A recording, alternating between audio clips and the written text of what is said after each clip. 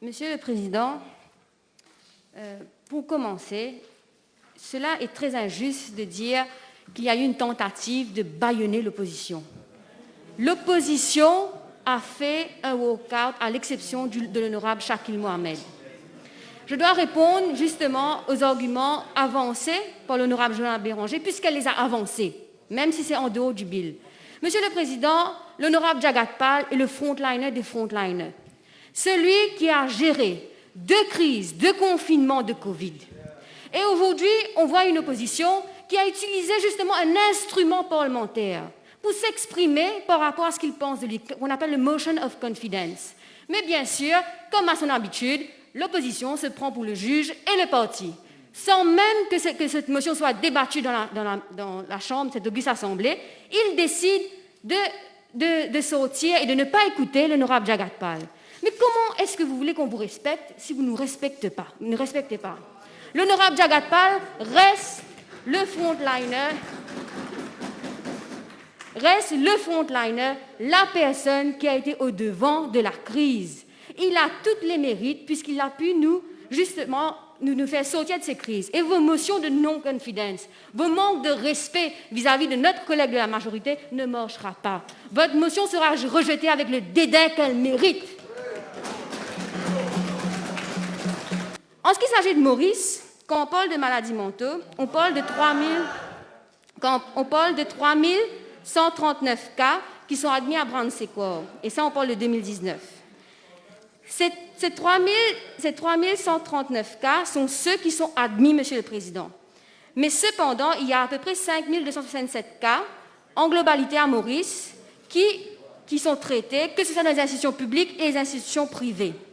C'est pour ça qu'il fallait à tout prix que cette loi soit amendée, pour permettre, Monsieur le Président, parce que quand on parle de stigmatisation de ceux qui souffrent de maladies mentaux, on parle de stigmatisation, Monsieur le Président, c'est parce qu'il y a une tendance à bafouer le droit de ces personnes. Parce que c'est des personnes extrêmement vulnérables. Et ce gouvernement, Monsieur le Président, amende la loi pour s'assurer que le droit de ces personnes soit respecté. Mais comment venir nous dire que ça aurait dû être mieux, ça aurait dû être ceci, ça aurait dû être cela? Vous voulez amener un nouveau Mental Health Act. Utilisez un petition, amenez un private motion, amenez un private bill dans l'Assemblée, vous avez des propositions. Vous pensez faire mieux que l'honorable Jagat Pal. Amenez votre projet de loi. Amenez-le débattre ici si vous avez une autre vision des choses. Et une chose, Monsieur le Président, on va juger le cadre de loi par rapport à l'implémentation. J'ai écouté attentivement l'honorable Béranger. Peut-être qu'elle a tort, peut-être qu'elle n'a pas tort. Quand elle dit que le traitement dans ces institutions laisse à désirer. Et après, elle félicite le personnel de santé. Hypocritement, le traitement laisse à désirer, mais c'est l'honorable Jagat Pal qui est à blâmer parce que c'est lui qui s'assure que chaque patient soit bien soigné. Mais le personnel de la santé, il faut l'épargner. On appelle ça de l'hypocrisie, Monsieur le Président.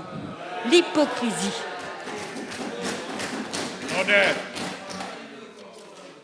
Et c'est justement ce que je vous dis franchement, Monsieur le Président, ce qui me met hors de moi, c'est le traitement qu'on inflige au docteur Jagat Pal, qui travaille nuit et jour. Ce dédain et ce mépris, c'est ça qu'on appelle l'arrogance. Parce que le docteur Jagat Pal est un homme humble, que nous côtoyons, et c'est quelqu'un qui travaille très dur.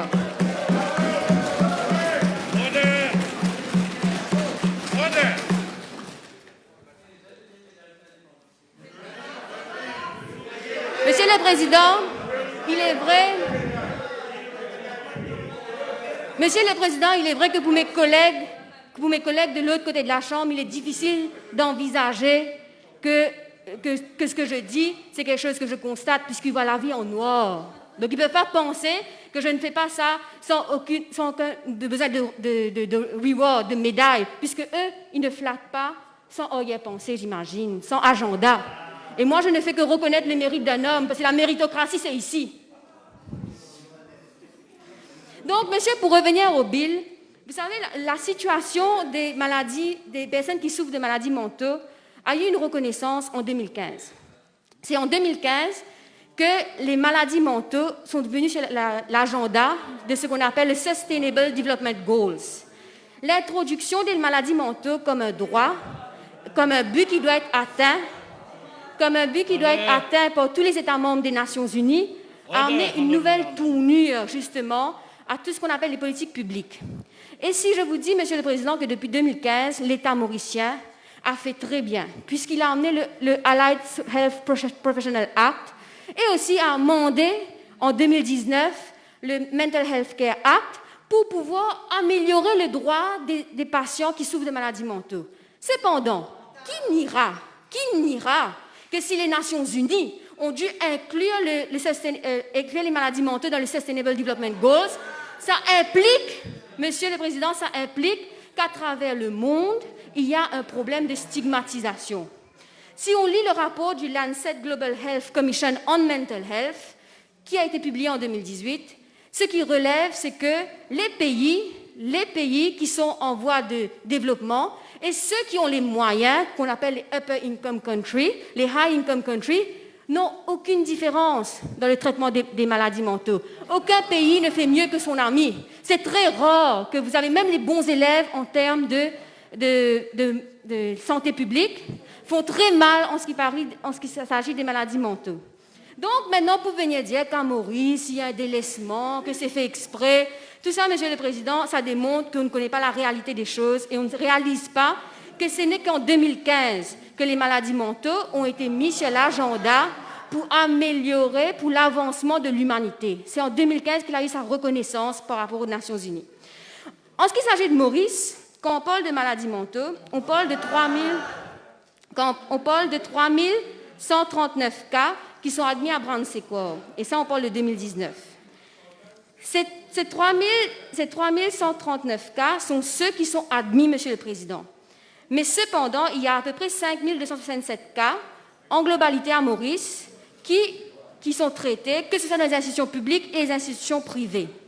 C'est pour ça qu'il fallait à tout prix que cette loi soit amendée, pour permettre, Monsieur le Président, parce que quand on parle de stigmatisation de ceux qui souffrent de maladies mentales, on parle de stigmatisation, Monsieur le Président, c'est parce qu'il y a une tendance à bafouer le droit de ces personnes. Parce que c'est des personnes extrêmement vulnérables. Et ce gouvernement, Monsieur le Président, amende la loi pour s'assurer que le droit de ces personnes soit respecté. Mais comment venir nous dire que ça aurait dû être mieux, ça aurait dû être ceci, ça aurait dû être cela? Vous voulez amener un nouveau Mental Health Act, utilisez un petition, amenez un private motion, amenez un private bill dans l'Assemblée, vous avez des propositions. Vous pensez faire mieux que l'honorable Jagat Pal. Amenez votre projet de loi. Amenez-le débattre ici si vous avez une autre vision des choses. Et une chose, Monsieur le Président, on va juger le cadre de loi par rapport à l'implémentation. J'ai écouté attentivement l'honorable Béranger. Peut-être qu'elle a tort, peut-être qu'elle n'a pas tort. Quand elle dit que le traitement dans ces institutions laisse à désirer. Et après, elle félicite le personnel de santé. Hypocritement, le traitement laisse à désirer, mais c'est l'honorable Jagat Pal qui est à blâmer parce que c'est lui qui s'assure que chaque patient soit bien soigné. Mais le personnel de la santé, il faut l'épargner. On appelle ça de l'hypocrisie, Monsieur le Président. L'hypocrisie. Order.